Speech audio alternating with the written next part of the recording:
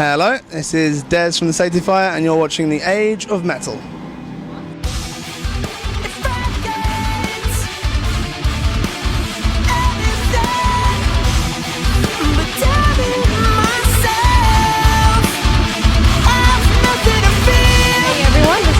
Here with The Age of Metal. We're here tonight at the Plaza Live in Orlando, Florida with Dez from Safety Fire. So how are you doing? I'm very well, thank you very much. Awesome. So we are on the Parallax II tour. How has that been going so far? It's been amazing. We toured with BT Bam in Europe last year, so to come back out to see them on their home turf is very, very, very much fun. So yeah, it's great so far. Awesome. What has it been like seeing the Parallax II performed in its entirety? It's great. I was going to say, because when we saw them in Europe, they were playing songs from the album, but obviously this time around they're playing the whole album, so there's no kind of like, I wish they played that song. Although, to be honest with you, like, it's nice that they play or are playing another song at the end of the set. I won't say what it is, just in case anyone sees this and doesn't want to spoil the surprise. But yeah, no, it's been really good. Awesome. Awesome. And you're touring with Protest the Hero coming up over in Europe, so any expectations for that or anything? The last time we were in the States we toured with Protest, so it's kind of really cool to be kind of switching around and seeing those guys again. Little bug come to play. Looking on you. Yeah. But yeah, that's going to be a lot of fun. I'm really looking forward to hearing their new album as well, which I was going to say, like, kind of seeing what they did with the Indiegogo thing and everything like that. It's really cool to see a band like that doing something by themselves. All right, so how was the Progressive Nation cruise? Yeah, that was one of the most random things I think we've ever come across. I got the email. I actually met Mike Portnoy a couple of weeks ago, and I got the email from him. I said to him when I got the email, I was like, I never signed up to the Mike Portnoy forums. Like, why am I getting this? And then I read through, and I was like, oh, is this real? And then emailed back and was yeah, completely. So yeah, the idea of going on a cruise with a bunch of other awesome bands for 5 days through the Bahamas is very, very nice. So yeah, it's going to be a lot of fun. So you said that you toured America before and you're currently touring here now. How do you like touring in America? It's very different to Europe. Like, everything is kind of purpose built to be ready to travel, whereas Europe is kind of, it's a bit more, the infrastructure isn't there. So the drives are huge, but they're not too bad in comparison. Like I think we've got some of the worst drives coming up. Like tomorrow we're driving to Houston, which is 15 hours, which in the UK you don't really drive more than about 3. So yeah, but no, it is awesome. Awesome. And I was reading or watching another interview, and you were saying that when you were in Florida you bought a Hawaiian shirt that it got all messed up when you saw Guar. So have you bought anything since you've been here? I'm kind of keeping it floral for now, but I think we're going to go to the thrift store possibly on the way to Houston and go and buy some new ones to keep a fresh look going. Awesome. So I know a lot of people are asking you about the UK metal scene, and I'm wondering, are there any of your favorite local scenes or bands in other places other than the UK? I think there's quite a few bands around the UK and like in general in terms of the country which are really cool. Stuff like Nately's Horde Kid Sister, which is kind of like dark pop, I suppose is the best way to describe it. But yeah, I don't know. There's a lot of cool music coming out at the moment. Like, I think it just depends, obviously, what you're talking about, like stylistically. Like, for me personally, I don't listen to that much metal when I'm not, because being on the road and playing metal and then touring and hearing metal all the time, you kind of sometimes you want to listen to something else. But like, you kind of, I think there's more kind of like a band has to really be kind of like new and interesting or fresh to kind of really grab your attention. But no, there's a lot of great things going on like all over. I think it's just kind of, I think it depends, again, as I say, with what kind of style of stuff. Like in Europe there's a lot of kind of great electronic music going on at the moment, and then the UK has a lot of, like, I was going to say, like, the UK hardcore scene is growing quite a bit at the moment, and then prog seems to be just going off everywhere. So yeah, no, it's good. Is there anywhere that you would love to tour? I think purely just on the basis that it'd be like a completely different world. Japan, like, I've never been there personally on like holiday or anything like that. So I think to go and tour that kind of culture it'd be very interesting to kind of go out and do that.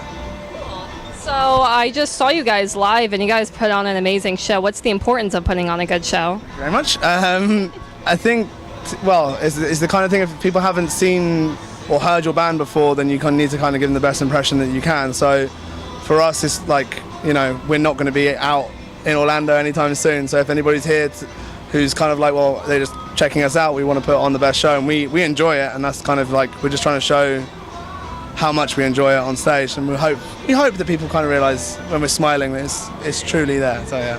Awesome. And Off the Source has just been released. What has the feedback been so far? It's been amazing. Like, more than we could ever really imagine. Like the first album got like a really good response in general from the press and like fans and whatnot, but I think because we have that fan base built up now, that when we released this, it was kind of like there was a lot more talk and hype going on about it. So like, so far it's been, yeah, we've all been really taken aback by how positive everything's been. So yeah, I think that like, obviously you're going to get negative reviews from people, and not everyone's going to dig it, but in general, like when you've got like majority of websites giving you 9 and 10 out of 10, then it's kind of like, cool, this is really kind of exciting time for us. Right. I mean, I reviewed it and I liked it. I gave it a good review. Thank you. So how does, as far as the songwriting goes, how does it differ from Grind the Ocean? I think Grind the Ocean, the first album, it was an accumulation of songwriting over quite a long period of time. Like I think one of the songs would be like 5 years old, and then one of the other ones would be maybe 3 months before we record it or whatever. But this album was like everything was written within a 3-month period, so it's a lot more kind of like focused, and I don't want to say intense, but it's kind of like it has more of a gelled feel between each song, as it were, I suppose. Even though the songs are very varied, it's still written in the same frame of mind. And I think with that, it was kind of like as soon as we finished writing, it was like, right, let's record now, rather than kind of like waiting at all and thinking about things too much. And I think that kind of energy hopefully kind of come across somewhat. So yeah. Awesome. And you mentioned before that you listen to a lot of different music other than metal, and I could definitely hear all that is incorporated into your music. What's the importance of having varying influences?